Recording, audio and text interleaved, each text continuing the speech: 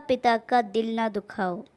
शादी के सुहाग सेज पर बैठी एक स्त्री का पति जब भोजन का थाल लेकर अंदर आया तो पूरा कमरा उस स्वादिष्ट भोजन की खुशबू से भर गया।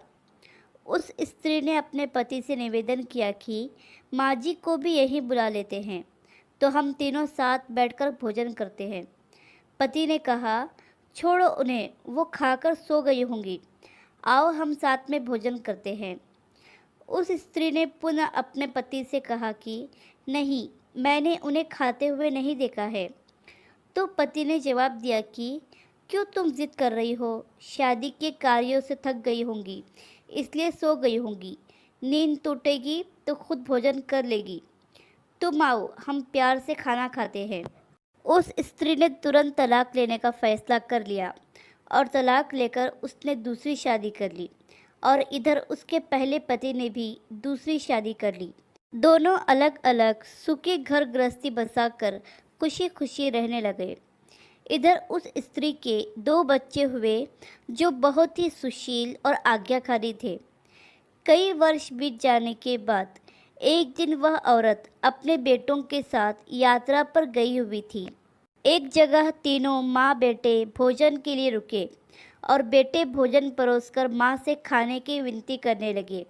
उसी समय उस स्त्री की नज़र सामने एक फटे हाल, भूखे और गंदे से एक वृद्ध पुरुष पर पड़ी जो इस स्त्री के भोजन और बेटों की तरफ बहुत ही कातर नज़र से देख रहा था। एक फटे हाल, भूखे और गंदे से एक वृद्ध पुरुष पर पड़ी जो इस स्त्री के भोजन और बेटों की तरफ बहुत ही कातर नज़र से देख रहा था। उस स्त्री को उस पर दया आ गई और बेटों को बोली कि जाओ, पहले उस वृद्ध को नहलाओ और उसे वस्त्र दो, फिर हम सब मिलकर भोजन करेंगे। बेटे जब उस वृद्ध को नहलाकर कपड़े पहनाकर उसे उस स्त्री के सामने ले आए तो वह स्त्री आश्चर्यचकित रह गई।